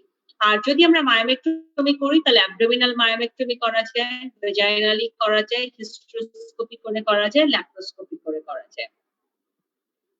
Myomectomy আমরা যখন করব আসলে কাদেরকে করব, যারা ইনফার্টাইল পেশেন্ট, যাদের ইউটারাসের ফাইব্রয়েডটা রিমুভ করা দরকার কিন্তু তার হিস্ট্রি আছে রিকারেন্ট প্রেগন্যান্সি লস, এবং এই রিকারেন্ট প্রেগন্যান্সি লসের আমরা অন্য কোনো কারণ পাচ্ছি না। একটা ইয়াং পেশেন্ট যার ফাইব্রয়েড অনেক বড় কিন্তু অপারেশন করতে হবে, patient who wish to preserve their uterus, পেশেন্টের নিজস্ব চয়েস আছে। আমার কাছে মনে হচ্ছে তার এখন হয়তো হিস্টেরেক্টমি করা যেতে পারে, বাট পেশেন্ট বলতেছে যে না, আমি হিস্টেরেক্টমি করলে আমি মনে করি যে আমি খুব অসুস্থ হয়ে যাব, তখন পেশেন্টের চয়েসের উপর নির্ভর করেও কিন্তু আমাদেরকে মায়োমেক্টমি করতে হয়। এবং এক্সেসিভ প্রেশার সিমটম অর্থাৎ ব্লাডার এবং রেকটাম, এই দুটো জায়গায় খুব প্রেশার সিমটম দিচ্ছে, পেশেন্টের লাইফটাকে হিল করছে, তখনও কিন্তু আমরা মায়োমেক্টমি ডিসিশনটা নিই। এবং distortion of the uterine cavity, যদি আমরা প্রেগন্যান্সি চাই, ক্যাভিটি যদি নষ্ট থাকে তাহলে তো আসলে আমাদের কোনো লাভ হবে না। দেন হচ্ছে র্যাপিডলি গ্রোয়িং মায়োমা, একটা মায়োমা খুব জোরে সোরে দ্রুত হচ্ছে, সেখানে আমরা চিন্তা করি যে এটা খারাপ কোনো দিকে টার্ন নিতে পারে, তখনও কিন্তু আমরা করে ফেলি। আর কনসিডারেশন কি মায়োমেক্টমি করার আগে, এটা কিন্তু আমাদের কাউন্সিলিং আসে, মায়োমেক্টমি কাউন্সিলিং আমাদের অনেকের আসে, তখন কিন্তু এই যে পয়েন্টটা আছে সেটা আমাদের বাংলায় আমাদের কাউন্সিলিং এ উল্লেখ করতে হবে। একটা হচ্ছে যে এটা করার মাধ্যমে আমরা তার রিপ্রোডাক্টিভ ফাংশনটাকে কিন্তু চালু রাখছি। সেকেন্ড, এটা একটা রিস্কি অপারেশন, এটা করার সময় ব্লাড লাগবে, এটা করার সময় ইনফর্ম রিটার্ন কনসেন্ট লাগবে যে যদি অতিরিক্ত ব্লিডিং হয় আমার অপারেশনের সময় আপনার কিন্তু হিস্টেরেক্টমি করারও প্রয়োজন হতে পারে। অনেক কম্পিটেন্ট সার্জন, আমার হয়তো কোনোভাবেই কোনো কেস নাই, কিন্তু একটা কেসে যদি হিস্টেরেক্টমি লাগে এবং আমি যদি ইনফর্ম রিটার্ন কনসেন্ট না নিই, সেক্ষেত্রে কিন্তু সারা জীবনের জন্য আমাদের একটা মেডিকেল লিগাল ইস্যু হয়ে জিনিসটা আসতে পারে। রিস্ক অফ রিকারেন্স, আমাকে অনেক পেশেন্ট জিজ্ঞেস করবে এটা কি আবারও হতে পারে ম্যাডাম? ইয়েস, হতে পারে 30 to 50% কেসে। আবারও কি আমার অতিরিক্ত ব্লিডিং হতে পারে? হ্যাঁ, হতে পারে 1 থেকে 5% কেসে। আমার কি আবারও অপারেশন প্রয়োজন হতে পারে? হ্যাঁ, হতে পারে 20 to 25% কেসে। প্রেগন্যান্সি রেটটা কত? আপনি যে আমার অপারেশনটা করছেন এরপরে আমি কি প্রেগন্যান্ট হতে পারবো? হ্যাঁ, পারবেন 40 to 60% কেসে। এবং ডেলিভারি প্রিকশন আমার রোগীটা থাকতে হবে, ম্যান্ডেটরি হসপিটাল ডেলিভারি করতে হবে, এবং ডেলিভারির সময় তাকে আগ পর্যন্ত একটা রেগুলার এন্টিনেটাল চেকআপে থাকতে হবে ডাক্তারের আন্ডারে। তো এই সকল ক্রাইটেরিয়া কিন্তু একটা কনসিডারেশনে রাখতে হবে। আমরা আসলো আর অপারেশন করে ফেললাম তা কিন্তু নয়। পেশেন্টকে খুব প্রপারলি বলতে হবে, কারণ আমি যদি তাকে না বলি যে আপনার মেনোরেজি আবারও হতে পারে, 5% রোগীর কিন্তু এটা হয়, এবং আপনি অভাগা হলে সেই 5% এ পড়তে পারেন। আবারও কিন্তু ফাইব্রয়েড হতে পারে। আপনি যদি অভাগা হন সেই 30 থেকে 50% রোগীর মধ্যে পড়তে পারেন। এবং প্রেগন্যান্সি যে সবার হবে তা নয়। 60% বা বেশি হলে 70% রোগীর প্রেগন্যান্সি হবে, বাকিদের নাও হতে পারে। এই ক্লিন কাটটা যদি আমি না বলে নেই তাহলে কিন্তু পেশেন্ট এক ধরনের এক্সপেকটেশন নিয়ে অপারেশনে যাবে, তখন এক্সপেকটেশন ফুলফিল না হলে কিন্তু জবাবদিহিতার জায়গাটা খুব কঠিন হয়ে যাবে। অতএব সেটা আমাদেরকে ক্লিয়ার করতে হয়। আর আমরা কি দেখে নেই? আমরা অনেক সময় টিউব স্ট্যাটাসটা জানি যে পেশেন্ট যেহেতু বাচ্চা নেবে তাহলে কি তার টিউবটা ওপেন আছে কিনা। আমরা এন্ডোমেট্রিয়াল প্যাথোলজি অনেক সময় জেনে নেই যে তার খারাপ কোনো কিছু হতে পারে কিনা এন্ডোমেট্রিয়ামে। হাজবেন্ডের ইনফার্টিলিটি ওয়ার্কআপ আমরা অনেক সময় করতে ভুলে যাই, কিন্তু এটা করতে হয়। এই কারণেই করতে হয়, ফাইব্রয়েডের অপারেশন করেছি, আমরা বায়োমেক্টমি করেছি, কিন্তু অনেক রোগীর আমরা দেখেছি হাজবেন্ড অ্যাজোস্পার্মিয়া, তাহলে তো তার আর কখনো ফিউচারে আমরা প্রেগন্যান্সি দিতে পারছি না। আমরা অনেকের দেখেছি যে হাজবেন্ডের অলিগোস্পার্মিয়া, অনেকের দেখেছি যে হাজবেন্ডের সিভিয়ার থাইরয়েড ডিসঅর্ডার, অর্থাৎ তার হয়তো টিএসএইচ লেভেল 20, 25, 28, 30, 100 এরকমও আছে, আমরা অনেক পেশেন্ট পেয়েছি। তো আমার কাছে মনে হয় যে ইনফার্টাইল কাপেল যাদের আমরা মায়োমেক্টমি করব তাদের ক্ষেত্রে কিন্তু আমাদেরকে খুবই উচিত হবে যে আমরা যেন হাজবেন্ডের ইনফার্টিলিটি ওয়ার্কআপটি করে নিই, নতুবা কিন্তু এটা একটা প্রবলেম ক্রিয়েট করবে। নেক্সট কন্ট্রাইন্ডিকেশন, কাদের ক্ষেত্রে মায়োমেক্টমি করতে পারবো না? যদি সেই মুহূর্তে ফাইব্রয়েডটা ইনফেক্টেড থাকে, গ্রোথ অফ মায়োমা আফটার মেনোপজ যদি হয়, সেক্ষেত্রে আসলে আমরা মায়োমেক্টমি করতে চাই না। আমরা যেটা চাই সেটা হচ্ছে যে তার আমরা চাই যে পুরো ইউট্রাসটাই আসলে রিমুভ করে দেওয়া ভালো, সার্কামেটাস চেঞ্জের কোনো অপশন নাই।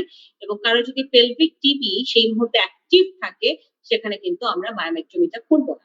নেক্সট যদি আমরা আসি হিস্ট্রোস্কোপি, আমি বলছিলাম যে মায়োমেক্টমি নাওয়াডেজ এটা কিন্তু করা হচ্ছে এবং আমরা করছি এটা। এবং এটা কাদের ক্ষেত্রে আমরা করছি? 5 সেন্টিমিটারের নিচে যদি সাইজ হয়, 50% এর নিচে যদি ইন্ট্রাবোরাল কম্পোনেন্ট থাকে, এবং সাইজটা যদি অনেক সময় দেখা যায় যে ইউট্রাসের সাইজ 12 সেন্টিমিটারের নিচে হয়, অর্থাৎ সেই সব জায়গায় কিন্তু আমরা দেখা যাচ্ছে যে হিস্ট্রোস্কোপি যখন করি ইনফার্টিলিটি ওয়ার্কআপের জন্য, তাদের ক্ষেত্রে কিন্তু আমরা এই ধরনের টিউমারটাকে রিমুভ করে দিই। এবং এখানে ইনফার্টিলিটি একটা হিস্ট্রি থাকতে পারে, পেশেন্টের রিকারেন্ট প্রেগন্যান্সি লস থাকতে পারে, অ্যাবনর্মাল ইউট্রাইন ব্লিডিং থাকতে পারে, পেলভিক পেইন থাকতে পারে। অতএব এই জায়গাগুলো যদি থাকে তার, তাহলে কিন্তু সেক্ষেত্রে আমাদেরকে প্রয়োজন হচ্ছে এই ধরনের ফাইব্রয়েড ইউট্রাসের অপারেশনটা হিস্ট্রোস্কোপিক্যালি মায়োমেক্টমি করে দেওয়া।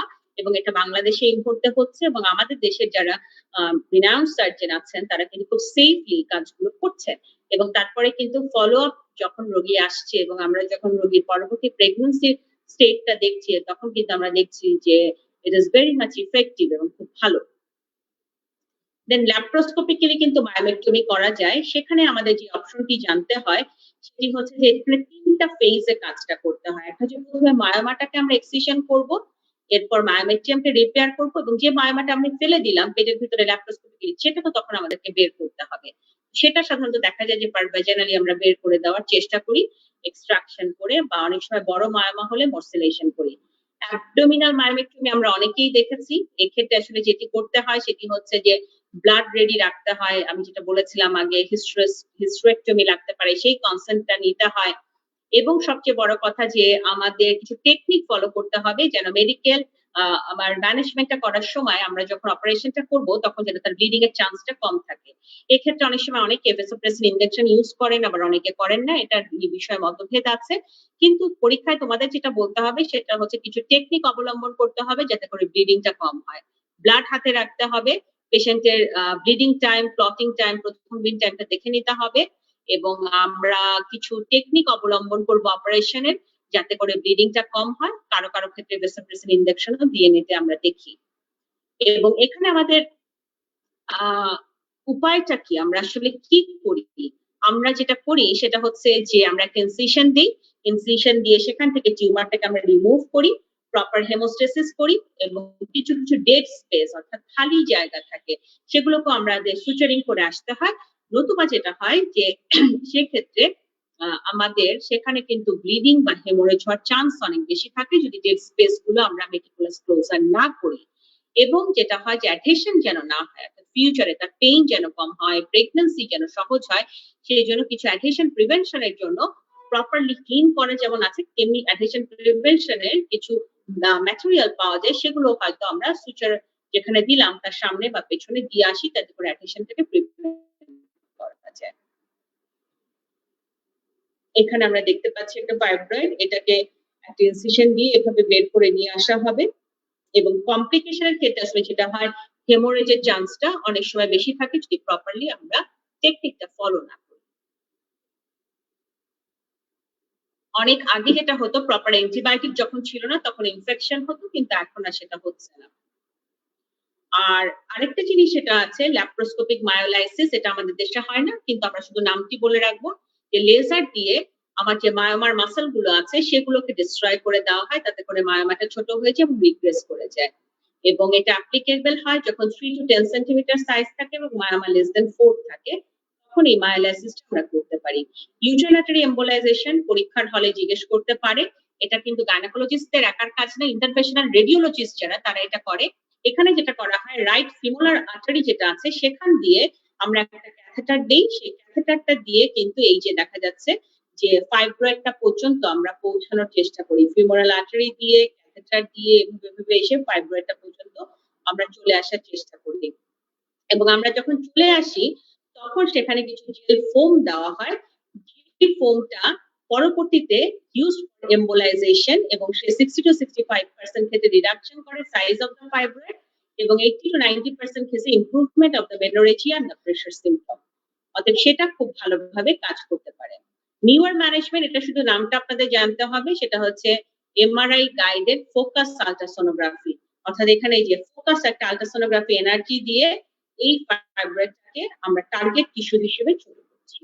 তো মোটামুটি এগুলোই আমাদের জানতে হবে। মোটা দাগে যদি আমরা বলি যে পরীক্ষার জন্য আসলে মেডিকেল ম্যানেজমেন্ট ইম্পর্টেন্ট, নিউয়ার কি কি ম্যানেজমেন্ট আছে, সার্জিক্যাল ম্যানেজমেন্টের অপশন কি। তার আগে ইনভেস্টিগেশন আমরা বলি যে মেইন আল্ট্রাসোনো করলেই আমরা বুঝতে পারি, তার সাথে অনেক সময় আমাদের অ্যাডিশনাল এমআরআই করার প্রয়োজন হতে পারে। সিমটম আমরা জানি কি হয়েছে, তার আগে যদি যে কাদের এটা বেশি হয় এবং বিষয়গুলো কি, এই কয়েকটা মোটা দাগে কিন্তু আসলে এমবিবিএস লেভেলে আমাদেরকে জানতে হয় যে ফাইব্রয়েড ইউটেরাস কি এবং কেন। But it is very important, এই কারণেই ইম্পর্টেন্ট যে এখান থেকে রিটেন আসবে, ভাইভা আসবে, অসপি আসবে, এবং সবচেয়ে বড় কথা যেটা সেটা হচ্ছে যে প্রত্যেকটা জায়গায় একটা না একটা কেস থাকবে এবং 2 থেকে 3 জন আমাদের স্টুডেন্ট এই কেসটাকে ফেস করবে during the final MBBS exam. So এটা আমাদেরকে জানতেই হবে। তো আমার কাছে মনে হয় এখানেই মোটামুটি আমরা কভার করেছি। কারো কোনো প্রশ্ন যদি থাকে সেটা আমরা নিব। আর আমাদের সবার পক্ষ থেকে একটা বিগ স্যালুট থাকবে টু দ্য করোনা ওয়ারিয়ার্স। করোনার এই সংকট সময় আমরা যারা কাজ করছি, আমাদের মতো তোমরা যারা কাজ করছো, এবং আমরা সবাই একসাথে, তাদের প্রত্যেকের জন্য প্রত্যেকের পক্ষ থেকে খুব সম্মান। Thank you. আমি এখন একটু প্রশ্ন তো নিব, তার আগে আমি একটু ধন্যবাদ দিব সবাইকে। প্রায় 121 জনের মতো ক্লাসটি করেছে। It's really very wonderful for us এবং ভেরি ইফেক্টিভ। কারণ এটা আমাদের মনটাকে খুশি করে দিল যে করোনা একদিকে, ডিউটি একদিকে, আমাদের পড়াশোনা একদিকে, কারণ অনেক ডাক্তাররাও আছে আমাদের সাথে আজকে। আর সবচেয়ে বড় কথা যেটা রোজার মাসে রাতের বেলা আসলে যদিও একটু কষ্ট, তারপরেও আমরা এতগুলো স্টুডেন্ট পেয়েছি, so we are very much happy. আমি ফ্লোর ওপেন করে দিলাম, কারো যদি কোনো প্রশ্ন থাকে। আমার কাছে তানহা প্রশ্ন করেছে যে sign of PV examination at the end of the class. আচ্ছা, সাইন অফ পিভি এক্সামিনেশন আমি তাহলে একটু তোমাকে বলি যে পার ভেজাইনাল এক্সামিনেশনটা যখন আমরা করি, আমরা পিভি এক্সামিনেশন করে প্রথমে সাইজ অফ দ্য ইউট্রাস দেখবো, তারপরে সেই সাইজের সাথে মাসটা কি কতটুকু বড়, অর্থাৎ ফাইব্রয়েডটা কতটুকু বড় তার সাইজটা দেখবো। দেন আমরা শেপটা দেখবো কিরকম, তারপরে আমরা দেখবো তার সারফেসটা নডুলারিটি আছে কিনা, মার্কিংটা ওয়েল ডিফাইন্ড আছে কিনা। দেন আমরা যেটা করব, when we move the mass, পার অ্যাবডোমিনালি মাসটাকে আমরা মুভ করছি, আর বাই ম্যানুয়ালি পিভি করে আমি সার্ভিক্সে হাত দিয়ে রেখেছি, অর্থাৎ মাসটাকে মুভ করলে সার্ভিক্স মুভ করছে। অতএব এই ফাইন্ডিংটা যদি আমি পাই তাহলে আমি মোটামুটি ধরে নিচ্ছি যে this is the case of fibroid uterus. আমার মনে হয় যে তুমি পড়েছো। প্রোজেস্টেরন রিলিজিং আইইউসিডিটা যদি কি বলেছে একবার রিপিট করতেন প্লিজ। আচ্ছা, এটা জিজ্ঞেস করেছো Firoz Sultana, very nice question. আচ্ছা, প্রোজেস্টেরন রিলিজিং আইইউসিডি মানে আমরা কপারটির নাম শুনেছি, যেটা একটা কন্ট্রাসেপশন হিসেবে ইউজ করা হয়। তেমনি প্রোজেস্টেরন কন্টেনিং ইন্টারটেন ডিভাইস, যেটার মধ্যে প্রোজেস্টেরন থাকে, তার নামটা হচ্ছে লিভোনর্জেস্টেরন। এটা যখন আমরা দেই পারভেজাইনালি, সেটা কিন্তু ইউট্রাসের মধ্যে যাচ্ছে। যাওয়ার পর প্রত্যেক দিন সে 20 মাইক্রোগ্রাম করে প্রোজেস্টেরনকে রিলিজ করে। 20 মাইক্রোগ্রাম করে যখন সে প্রোজেস্টেরনকে রিলিজ করে, সে করে কি গ্র্যাজুয়ালি যে ইউট্রাসটার ভেতরে যে ফাইব্রয়েডটা আছে তার সাইজটাকে কমিয়ে কমিয়ে নিয়ে আসে। এবং এভাবে করেই কিন্তু আমরা যেটা করতে পারছি যে এটাকে ট্রিটমেন্টে ইউজ করছি, এবং এটা তাদের জন্য আমরা বেশি প্রেফার করছি যারা একটা লং টাইম কন্ট্রাসেপশনও চায়, তার সাথে ফাইব্রয়েড ইউট্রাসের ট্রিটমেন্টটাও চায়। তাদের ক্ষেত্রে দেখা যাচ্ছে যে এটা খুব ভালো একটা কাজ করছে। আর সবাই তো মোটামুটি থ্যাংক ইউ জানিয়েছে। আমিও ভেরি মাচ হ্যাপি যে এতজন ক্লাস করেছে। আফরোজা থ্যাংক ইউ জানিয়েছে। সাবরিনা করিম বলেছে খুব ভালো ডিসকাশন হয়েছে, থ্যাংক ইউ। আর একটা কোয়েশ্চেন করেছে সাবরিনা, যে is there any available preventive measure to reduce the incidence or recurrence of fibroid? Very very nice question. আমি সাবরিনা ভেরি মাচ হ্যাপি যে আমাকে এই প্রশ্নটা করা হয়েছে, এবং এই জায়গাটিতেই আমরা কাজ করতে চাই। আমরা যেটাকে রিস্ক ফ্যাক্টর বলেছি, তুমি যদি খেয়াল করো ক্লাসের প্রথমে, সেখানে কিন্তু যেগুলো রিস্ক ফ্যাক্টর সেগুলো যদি তুমি তোমার লাইফে প্রিভেন্ট করতে পারো তাহলে কিন্তু ফাইব্রয়েড ইউট্রাস থেকে প্রিভেন্ট করা যায়। যেমন আমরা বলেছি ওবেসিটি, ওবেসিটি যদি আমি প্রিভেন্ট করতে পারি। আমরা বলেছি পিসিওটাকে যদি কন্ট্রোলে রাখতে পারি। আমরা বলেছি যে নারী পেরা, অর্থাৎ যারা বাচ্চা নিচ্ছে না বা যারা দেরি করে প্রেগন্যান্সি নিচ্ছে, আমরা বলছি হয়ে গেছে, তাহলে সেক্ষেত্রে আমরা এটাকে দেখতে পারি। যাদের ফ্যামিলি হিস্ট্রি আছে তারা একটা স্ক্রিনিং এর উপরে থাকবে, তাদের ক্ষেত্রে কিন্তু আর্লিতেই যদি এটা হয় সেটা আমরা ধরে ফেলতে পারি। অতএব সেই জায়গাগুলো যেগুলোতে রিস্ক ফ্যাক্টর রয়ে গেছে আমাদের, তাদের ক্ষেত্রে যদি আমরা এই জায়গাগুলোতে একটু সচেতন করতে পারি তাহলে কিন্তু এটাকে প্রিভেনশন করা যায়। রিকারেন্স কিভাবে প্রিভেন্ট করবে, এটা খুব সুন্দর একটা প্রশ্ন তুমি করেছো। রিকারেন্স প্রিভেনশনের উপায় কিন্তু একটাই, সেটা হচ্ছে রেগুলার ফলো আপ। এবং আমি যে সার্জন অপারেশনটা করে আসলাম, সে আমি বলতে পারবো যে আমি কি প্রপারলি সব টিউমার ফেলে দিতে পেরেছি। অনেক সময় দেখা যায় যে কিছু ছোট ছোট টিউমার ফেলা যায় না, বা ফেলতে গেলে এগুলো লোকেশন এমন জায়গায় যে সেখান থেকে chance of bleeding is more. তখন কিন্তু আমরা কি করি, আমরা অনেক সময় সাপ্রেসিভ থেরাপি দিই। This is not routine therapy, কিন্তু আমি সার্জন আমি বলতে পারবো যে আমার অপারেশনটি কতটুকু ক্লিয়ার কাজ হলো, কোনো সাপ্রেসিভ থেরাপি লাগবে কিনা। সেক্ষেত্রে আমরা কি করি, আমরা অনেক সময় দেখা যায় যে জিএনআরএ চ্যানেলক ইনজেকশন দিচ্ছি, অথবা এখন ইউরিরয়েড পাওয়া যাচ্ছে বাজারে ইউরিপ্রেস্টাল অ্যাসিটেট নামে, সেটা আমরা দিয়ে আসতেছি। অতএব সেভাবে কিন্তু আমরা রিকারেন্সটাকে প্রিভেন্ট করতে পারি। এবং মায়োমেক্টমি আসলে এক্সপার্ট হ্যান্ডে হতে হবে, যাদের এই অপারেশনটার এক্সপেরিয়েন্স আছে, এবং যারা সিনিয়র গাইনোকোলজিস্ট তারাই আসলে মূলত এই অপারেশন গুলো করেন। অর্থাৎ যদি প্রপারলি আমরা ইনিউক্লেট করে আসতে পারি সবকিছু, সেখানেও কিন্তু রিকারেন্সটাকে প্রিভেন্ট করা যায়। তবে রিকারেন্সের একটা জায়গায় তোমাদের একটু মনে করিয়ে দিতে চাই, তোমরাও তো একদিন বড় ডাক্তার হবে এবং অপারেশন গুলো করবে, অ্যাডহেশনটাকে প্রিভেনশনের চেষ্টা করবে। কারণ তোমার একটা টার্গেট থাকবে কিন্তু, যে পেশেন্টের যেন পেইন কম হয়, পেশেন্টের জন্য পরবর্তীতে প্রেগন্যান্সিটা ইজি হয়। সেই জন্য যত বেশি অ্যাডহেশনটাকে প্রিভেন্ট করে আমরা মেটিকুলাসলি সার্জারিটা করতে পারি, আমরা মেটিকুলাসলি ক্লিন করে আসতে পারি জায়গাটিকে, মেটিকুলাসলি হেমোস্ট্যাসিসটাকে আমরা শিওর করতে পারি, এবং অ্যাডহেশন প্রিভেনশনে যে ম্যাটেরিয়াল গুলো এখন পাওয়া যায় বাজারে, যদিও একটু দাম বেশি, গ্রাজুয়ালি হয়তো দামটা কমবে, কিন্তু সেগুলো যদি দিয়ে এসে পেশেন্ট ভালো থাকে, সেটা কিন্তু এক অর্থে ভালো। সাবরিনা বলেছে excellent discussion. Arifun Smriti, thank you madam, too much informative, thank you. Maryam Jahan, thank you ma'am for your informative discussion. Thank you, সবাইকে থ্যাংক ইউ। আমি মনে করি যে মোটামুটি আর কোনো প্রশ্ন পাচ্ছি না। আমি একটু ওপেন করে দেই, কেউ যদি তোমরা প্রশ্ন করতে চাও করতে পারো।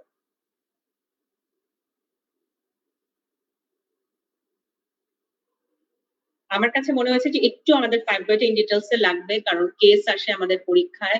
আমাদের যেটা হয় সেটা হচ্ছে যে আমাদের কেসটা যদি আমরা প্রপারলি বলতে পারি পরীক্ষার হলে, তাহলে কিন্তু সেক্ষেত্রে আমাদের পাস করাটা খুব সহজ হয়। এবং যেহেতু এটা রিটেনে আসে, যেহেতু এটা অস্পিতে আসে, সবগুলো জায়গা মিলে কিন্তু আমাদের এই জিনিসটা প্রপারলি জানতে হবে। আর কারো কি কোনো প্রশ্ন আছে?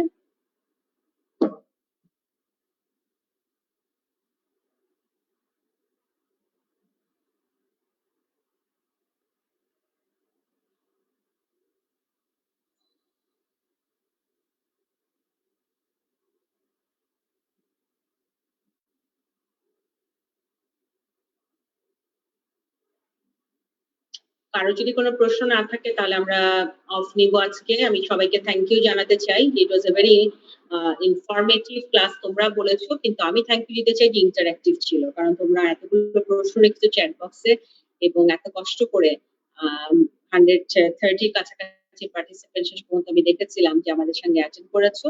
তো আমি সবাইকে অসংখ্য ধন্যবাদ জানাতে চাই, আমার পক্ষ থেকে কৃতজ্ঞতা জানাতে চাই। এরপরও যদি কারো কোনো প্রশ্ন থাকে আমাকে পার্সোনালি ইমেইল করলে বা আমার সাথে যোগাযোগ করলে আমি সেগুলো সমাধান দেওয়ার চেষ্টা করব। তবে আমার একটা অনুরোধ থাকবে যে ফাইব্রয়েডটা পড়তে হবে। আর যদি এই লেকচারটা কারো প্রয়োজন হয় তাহলে এখানে তো যারা অ্যাটেন্ড করেছে প্রত্যেকেরই আমাদের হচ্ছে ইমেল অ্যাড্রেস আছে, আমি সেই ইমেল অ্যাড্রেসে ল্যান্সেট একাডেমির মাধ্যমে লেকচারটা পৌঁছে দিব, তাহলে তোমাদের জন্য আরো ইজি হবে, তোমরা একটু দেখে নিতে পারবে। সবাইকে অসংখ্য ধন্যবাদ। ফাইবারটা এই কারণে জানতে হবে যে পরিবারেও কিন্তু আমরা এই কেসটা পাই। দেখা যায় আমার মা, আমার খালা বা আমার বোন আল্ট্রাসাউন্ড রিপোর্ট নিয়ে এসে আমার কাছে অনেক কিছু জানতে চাচ্ছে, তখন যদি আমরা উত্তর না দিতে পারি তখন কিন্তু আমাদের জন্য সমস্যা হয়। সাবিকুন নাহার জানিয়েছে, thank you madam, thank you Sabikun, তুমিও জয়েন করেছো। তো আমি সবাইকে থ্যাংক ইউ জানাতে চাই। তো আমরা সবাই আমাদের রোজাটা সুন্দর করে পার করি, আমাদের করোনার সময়টা সুন্দর করে পার হোক, প্রত্যেকে নিজেদের এবং পরিবারের যত্ন নেই আমরা সবাই ঈদটা ভালো করে পার করি এবং ঈদের পরে ইনশাআল্লাহ তোমাদের সঙ্গে আবারও দেখা হবে। এরপরে আমি যে ক্লাসটা নিব সেটা হচ্ছে ইউট্রোভাজিনাল প্রোল্যাপস। প্রোল্যাপসের ক্লাস ইজ ভেরি ইম্পর্টেন্ট এই কারণেই যে আমরা গানি নিয়ে যখন কাজ করি আমাদের এমবিবিএস লেভেলে প্রোল্যাপসের কেস আছে, প্রোল্যাপসের রিটেন কোয়েশ্চেন আছে এবং একটা রোল পরপরই কিন্তু প্রোল্যাপসের কেস থাকে। প্রোল্যাপস না জানে আমাদের এমবিবিএস দেওয়া যাবে না এবং আমরা যারা পোস্ট গ্রাজুয়েশন করতে চাই তাদের ক্ষেত্রেও কিন্তু এটা দরকার হয়। আচ্ছা, লাস্ট একটা কোয়েশ্চেন আসছে কুমুদ মেরুলা প্যারাসাইটিক আমাকে জানতে চেয়েছে যে অ্যাবর্শন বলে কিছু আছে কিনা। হ্যাঁ, তোমাকে খুব ধন্যবাদ কুমুদ, তুমি প্রশ্নটি করেছো। প্যারাসাইটিক হচ্ছে কোনো কারণে যদি আমরা যেটা বলি যে পেডাঙ্কুলেটেড ফাইব্রয়েড থাকে, সেই ফাইব্রয়েডটা পেডাঙ্কুল থেকে যখন ছুটে যায়, ছুটে যেয়ে সে হয়তো অ্যাবডোমেনের কোনো জায়গাটিতে পড়ে থাকছে ফাইব্রয়েড এবং ওখানে এই ফাইব্রয়েডটা বড় হচ্ছে, এই ধরনের ফাইব্রয়েডকে সাধারণত বলি আমরা প্যারাসাইটিক। প্যারাসাইট কারা? যাদের যেখানে থাকা দরকার ওখানে না থেকে যদি সে অন্য জায়গায় থাকে, তো সেটাকে আসলে প্যারাসাইটিক বা ওয়ান্ডারিং ফাইব্রয়েড বলা হয়। এবং এরা যে খুব একটা প্রবলেম করে তা না, ও ওইখান থেকেই ওর ব্লাড সাপ্লাই বা অনেক কিছু নেওয়ার চেষ্টা করে। আর কারো কারো ক্ষেত্রে দেখা যায় যে ওই জায়গাতে থেকে ওই নেক্রোসিস ডেভেলপ করে। অর্থাৎ এটা খুব একটা আমাদের ক্লিনিক্যালি প্রবলেম করে না। তোমাকে ধন্যবাদ কুমোদ। ঠিক আছে, তাহলে আমাদের ইনশাল্লাহ নেক্সট ক্লাসে আবারও দেখা হবে। সবাই ভালো থাকো। ইমন, আমরা তাহলে শেষ করি। ল্যান্সেটকেও ধন্যবাদ আমাকে আমন্ত্রণ জানানোর জন্য, এরকম একটা সুন্দর class. Thank you, ma'am. Assalamu alaikum. Thank you so much, ma'am. Assalamu alaikum. Thank you. Sabrina Karim Bhabna, thank you.